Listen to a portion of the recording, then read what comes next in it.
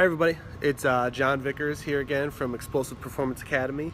I've been doing these live videos about speed for the past couple of days, so I wanted to do another one today talking about the transitional phase. So the transitional phase is very important for an athlete trying to run an efficient 40-yard dash or 60-yard dash, obviously even a 100-meter dash. This phase is where the athlete will begin to come up out of their acceleration phase. The body should still be drawn in, so like excuse me, like I had mentioned during the acceleration phase, we want to draw in, so we want the belly button, the spine, we want the hips underneath, trying to keep the body at 40, or trying to keep the body straight.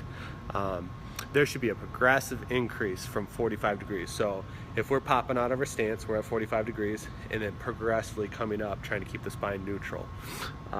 During the transitional phase, you're normally going to get you're normally going to stay in it for about 8 to around 30 yards. It just kind of depends on the individual, depends on how strong they are, how fast they are, how quickly they can accelerate and maintain body position.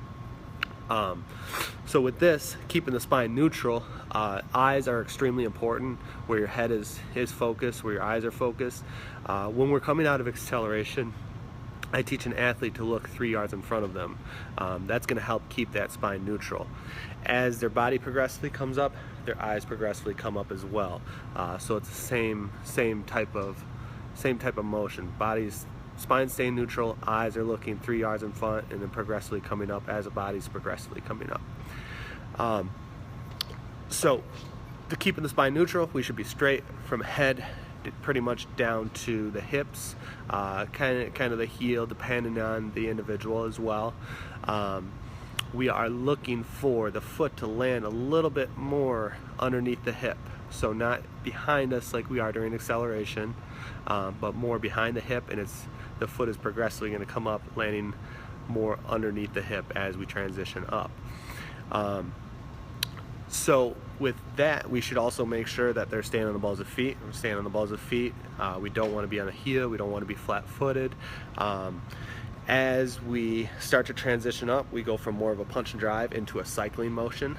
So I like to say making it closer to a D shape with the foot or with the leg, and then driving back through, picking the knees up, and repeating the motion.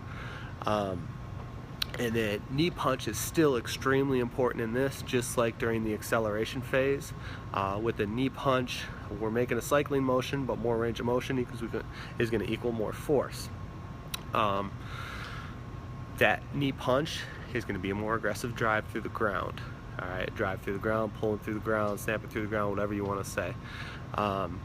It's going to help decrease the backside mechanics, which backside mechanics are where your feet are behind your body. We want to make sure that we do not have a lot of backside mechanics. We want that heel coming up to the butt as quick as possible, recovering, picking the knee up, coming back down through the ground. After we extend through, we want to redorse flex, so bring the toe to the shin, recover as quick as possible. During the transition phase, athletes feel a little bit more bouncy when they're running, much less punch and drive, more bouncy, more cycling through. Again, knees up, getting separation between the thighs, and then just transitioning up. Make sure everything is progressive. Hopefully this information helps you guys out. If you have any more questions, or if you have any questions at all, go ahead and leave them in the comment section, and I will respond to them. And I will be back on tomorrow. We will be closed tomorrow and Monday, but I will be back on Facebook Live. So have a great day, and like I said, if you have any questions, post them here and I will respond. Talk to you soon.